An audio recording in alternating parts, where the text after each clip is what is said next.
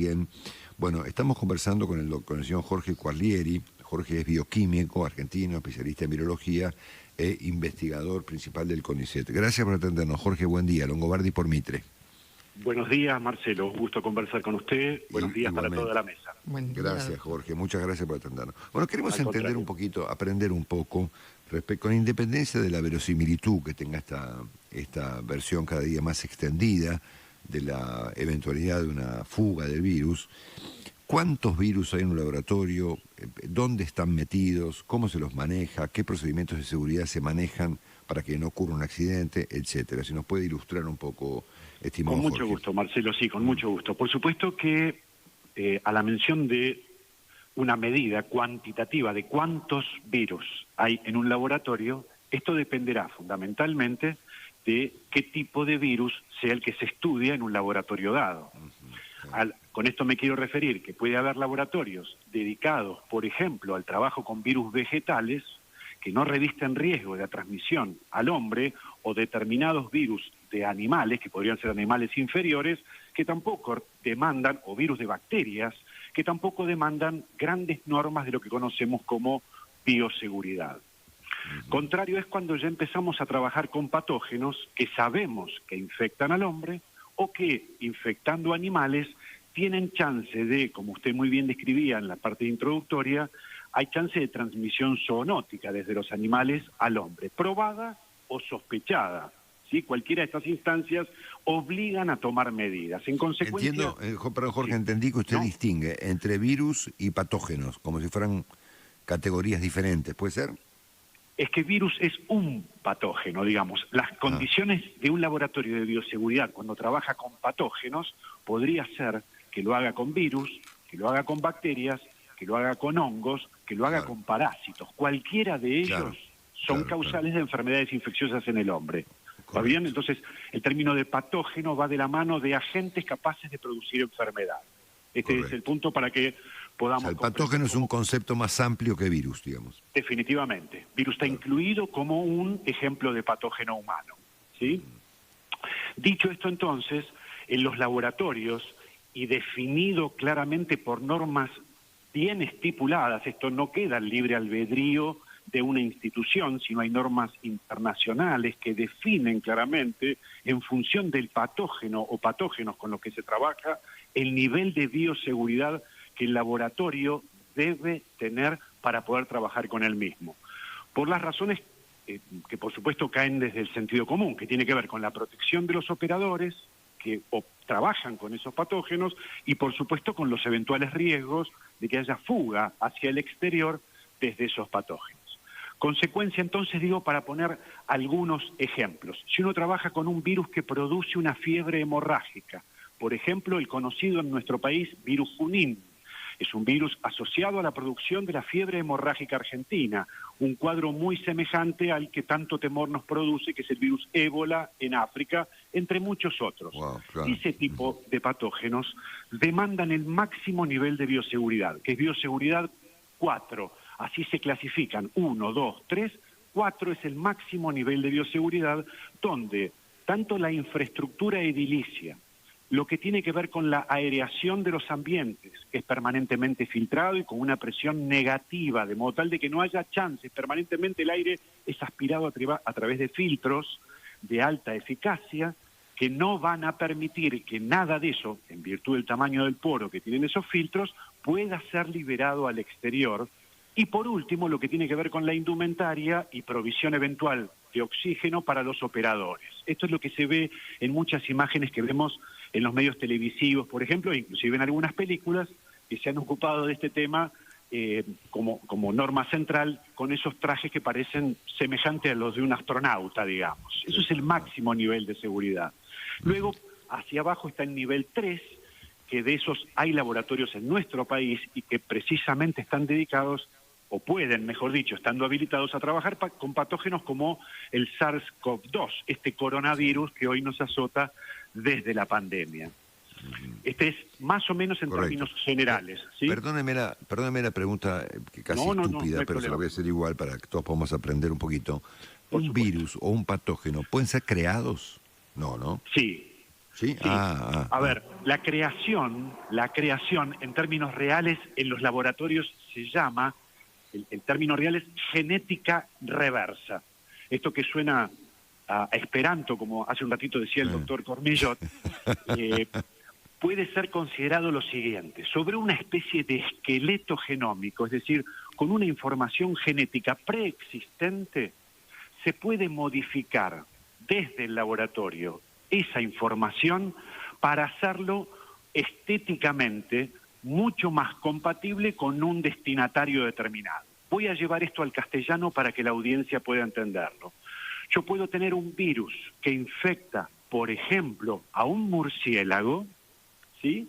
Ese virus, si uno intentara directamente infectar células humanas, no lo va a lograr en forma directa. Es decir, yo tomo secreciones desde un murciélago, intento con eso inocular células que estoy creciendo en el laboratorio para infectarlas en un laboratorio de bioseguridad de nivel 3, por ejemplo, y esas células humanas no se infectan. Ese virus no es directamente infectivo, tomado del murciélago y puesto en contacto con células humanas. Ahora, en el laboratorio se puede modificar el genoma de ese virus tomado desde los murciélagos para lograr que ahora sí le resulte apetecible las células humanas y poder multiplicarse en ellas. De alguna manera hemos generado, a partir de un esqueleto tomado de un virus en los animales, la posibilidad de generar un virus que puede infectar a los humanos. Claro. Bueno, otra pregunta para aprender un poco lo que está debatiendo el mundo en este momento. No quiere decir que lo que esté debatiendo el mundo sea correcto o no, digo para entender el cuadro. Sí, claro. ¿En qué circunstancias y de qué modo un virus puede escaparse, que es lo que está hoy en discusión a nivel mundial? Es cuando no se cumplen las normas de bioseguridad, concretamente. Si no se cumplen las normas de bioseguridad, donde hay procedimientos sumamente estrictos, no los describo todos porque la lista es enormemente prolongada, que tiene que ver desde toda la secuencia de eventos que uno debe cumplir para vestirse, es decir, arroparse con toda la indumentaria necesaria para trabajar en condiciones de bioseguridad, y todo lo que tiene que ver precisamente con las condiciones infraestructurales del laboratorio, todo eso está permanentemente chequeado. Insisto, esto hay controles, ¿sí? Estamos obligados, nosotros en nuestro laboratorio, en nuestro instituto, tenemos controles periódicos obligatorios para que toda la aparatología, filtros y demás que garantizan el trabajar bajo normas de bioseguridad de nivel 3 se cumplan a rajatabla. Esto está permanentemente regulado. ¿Puede pasar? Por supuesto que puede pasar que haya errores. Esto no se puede descartar. Por eso me parece interesante que se haya nuevamente puesto sobre la mesa cualquier posibilidad de las que originalmente habían sido descartadas, más allá de que, por supuesto, algunas tienen más asidero que otras respecto de las probables teorías. Claro.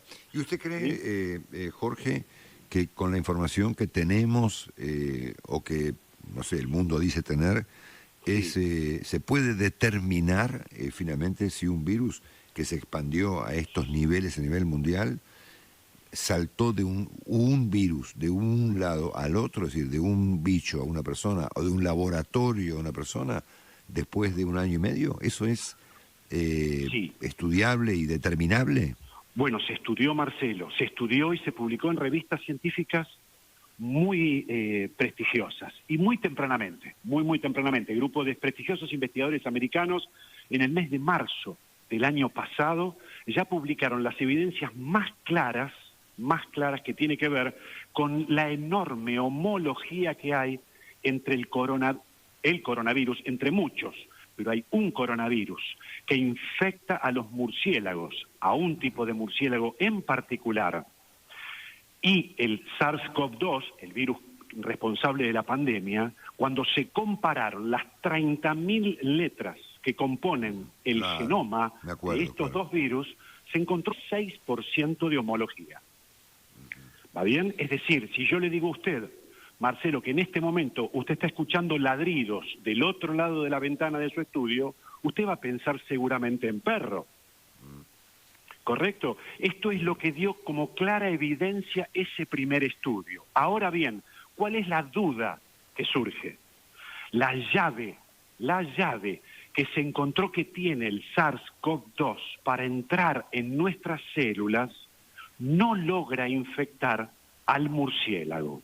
¿Qué quiero decirle con esto? Estábamos dando vuelta a la historia, o dimos vuelta a la historia, y decimos, si viene desde el murciélago, este virus de los humanos podría volver a infectar al murciélago. Pues esto no ocurre. Esto no ocurre. Es decir, lo que tiene que haber ocurrido, se supone, son dos probables caminos.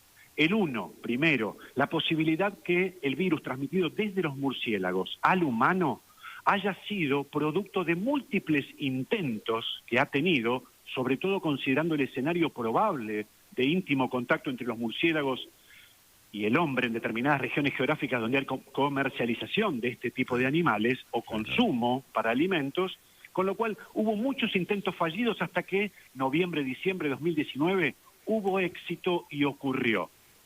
¿Esto puede pasar? Sí, pasa con el virus influenza, responsable de la gripe. El otro de los ejemplos o teorías que abonan la idea de siempre pensar en una zoonosis es que la transmisión al hombre ocurrió mucho tiempo antes de que lo conocimos, pero le llevó un tiempo importante adaptarse bien al hombre, de modo tal de ganar el mismo fitness que algunos de nosotros intentaríamos en un gimnasio con una buena forma. Eso mismo le llevó mucho tiempo al virus después de haber hecho un salto desde los murciélagos, quizás hace bastante tiempo atrás.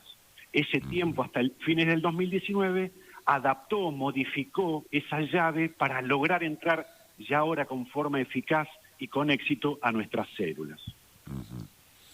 Bueno, por último, estimado Jorge, ha sido súper útil escucharlo.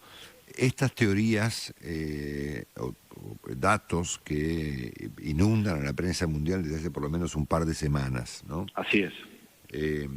Inclusive con información publicada por medios tan relevantes como el New York Times o el Washington Post, sí. Y con una investigación ordenada por una persona seria como es el presidente Biden, y no por Trump, que ya había sugerido esto, pero claro, Trump nadie lo había tomado en serio, ¿no? Sin embargo, Biden es una persona que se la puede considerar más mesurada y más apropiada para semejante cosa. ¿Le resulta que puede tener algún nivel de credibilidad? Absolutamente no se puede descartar ninguna de las teorías. La única que me parecía, entiendo, incluyendo no así lo que tiene que ver con medios de las revistas científicas, que habitualmente son a partir de las cuales obtengo la información que les ofrezco cuando mantenemos este tipo de conversaciones, sino los medios masivos como los que usted está mencionando. Entiendo que hubo, respecto de las aseveraciones que en su momento hizo el presidente Trump, que esto podía ser considerado un arma biológica creada por China. Esto fue posteriormente descartado, digamos, en términos generales, por los efectos que esto tiene y por ver este virus cómo se comporta. Ahora bien, las otras teorías que tienen que ver con la posibilidad de un laboratorio, el laboratorio de Wuhan, el Instituto de Virología de Wuhan, es un laboratorio especialmente dedicado a trabajar con coronavirus. ¿Sí? Son amplios y tienen una enorme experiencia en trabajo con coronavirus. Se plantea la posibilidad, sí, que en estudios funcionales, como los llamamos en el laboratorio, es decir, ver cómo funcionan los distintos componentes de este virus, desde predecesores de este, sabemos que tenemos otros virus que producen síndrome agudo respiratorio severo, el SARS-1, digamos, del año 2002-2003, existe la posibilidad que sobre ese esqueleto, vuelvo a tomar nuevamente lo que decía antes, haciendo estudios funcionales, pudieron modificar la estructura genética de este virus para transformarlo en un monstruo nuevo. Ninguna teoría puede ser descartada. La verdad es que ninguna teoría puede ser descartada. En esta última situación, obviamente, se confabulan dos eventos. El estar trabajando en eventos de funcionalidad y el segundo es que hubo una fuga. Este es el punto sobre el cual todavía hay debate porque no hay evidencia ni información clara desde China. Correcto. Ante la ausencia de información desde China se nos genera la duda a todos. Claro, obviamente. Alguien decía ayer, Jorge, no me acuerdo quién, pero con mucho criterio, que tenemos que saber qué es lo que pasó para evitar un COVID-26 o un COVID-32, ¿no? Así es, exactamente. Sí, si queremos derrotar al enemigo tenemos que saber de dónde viene. Esta es la realidad. Definitivamente así ha sido en la historia de este tipo de situaciones, digamos, ¿no? Sí, señor. Sí, definitivamente, Marcelo, así Bueno, es. ha sido un gusto enorme escucharlo este ratito, Jorge. Estamos escuchando a Jorge Quarleri. Jorge Quarleri es investigador, virólogo, investigador del CONICET. Le mandamos un gran abrazo y espero estar en contacto pronto con usted. Con mucho gusto, recíproco el abrazo para usted y todos los integrantes de su mesa y que tengan un muy buen día. A sus órdenes. Súper. Gracias, doctor. Que esté muy bien. Genial, ¿eh?